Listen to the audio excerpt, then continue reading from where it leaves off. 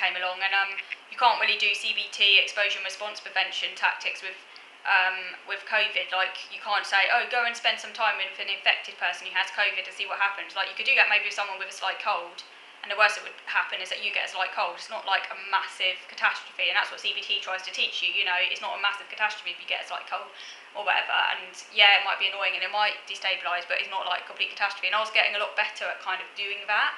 And also I had a lot of evidence. Like, I was just trusting my immune system because I have a good immune system. Most of the time I don't get sick.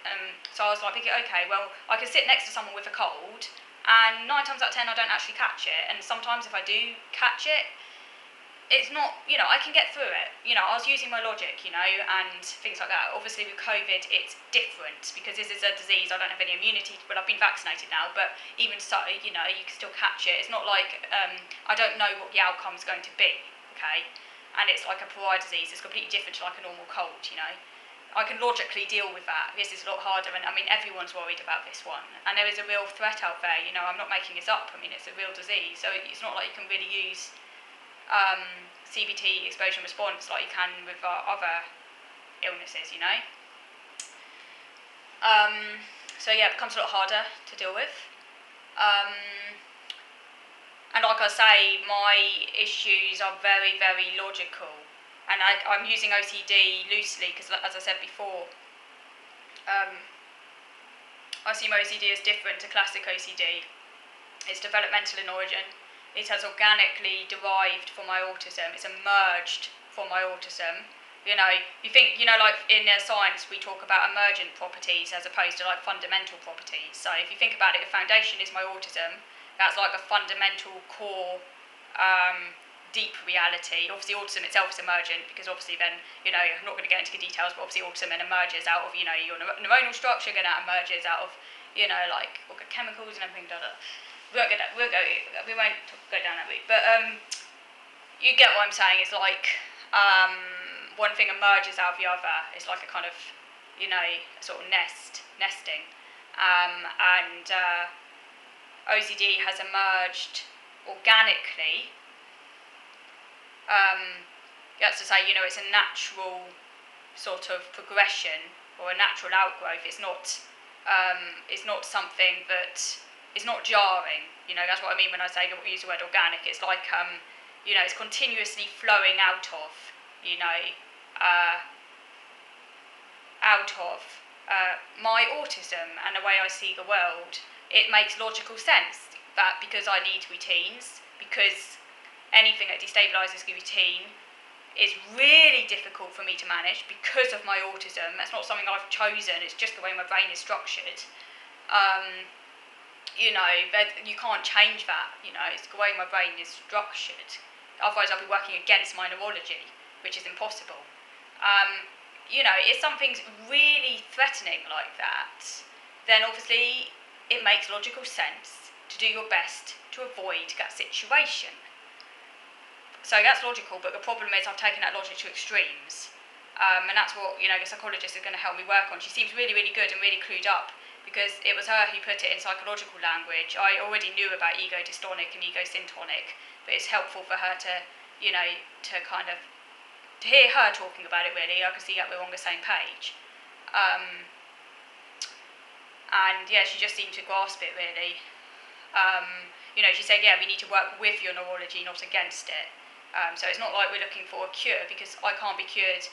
And I know one of you replied, one of your comments, you were saying, I think one of you was a bit surprised about, you know, why wouldn't I want to cure something so distressing as OCD? Well, the fact of the matter is, in an ideal world, yes, I'd rather I wasn't autistic, and I'd rather I wasn't the way I am, you know. In an ideal world, yes, I would rather not, you know.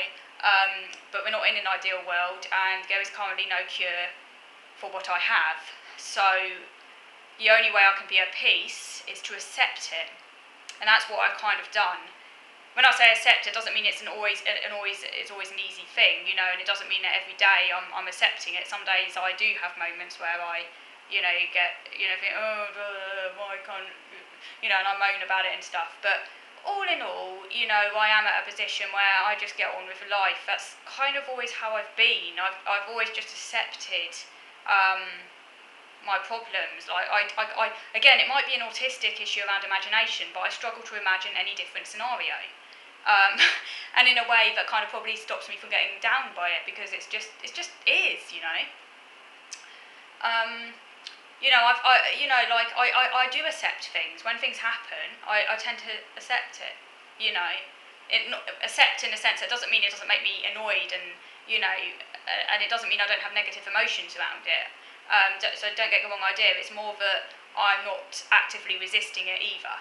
I'm sort of riding through it without getting depressed, if that makes sense. So I guess it's quite stoical in a way. Because, yeah, I still get pissed off and annoyed. Don't get the impression now I don't get negative emotions. I get really negative emotions. But at the same time, I sort of sail through it. And that's just how I've always been. I guess I'm a natural stoic with my condition in that respect. But, like I say, it's just... So basically what I'm trying to say is, like, the way my brain is wired, autism needs really, really, really, really...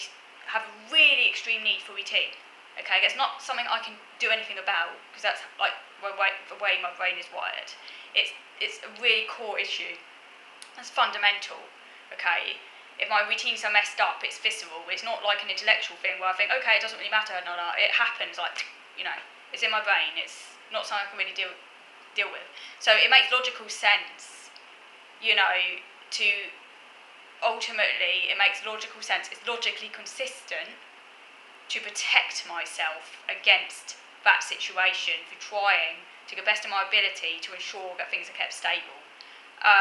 But like I was saying before, you do have to kind of think, okay, when things are going a bit too far, which clearly they have, that's when you need to think, okay, I need to find a better balance here. Because, yeah, it is good to you know, there is logical sense to avoid illness. There is an internal logic there, but at the same time, I need to ensure that I can also live as well, but at the same time without risking that equilibrium. So it's like trying to find some kind of balance. And obviously there are some illnesses where it doesn't matter so much, but obviously COVID is different. So this is what I mean. I was getting a lot better around other illnesses, and I was getting out and about, and I wasn't quite so, you know, I was actually getting a lot more relaxed around being around people, even people with colds and things like that. I was getting a lot more relaxed, I was getting a lot better, actually. I was actually using my logic to great effect. My logic has always been my best friend when it comes to dealing with my phobias. But unfortunately, with COVID, it's a completely different ball game.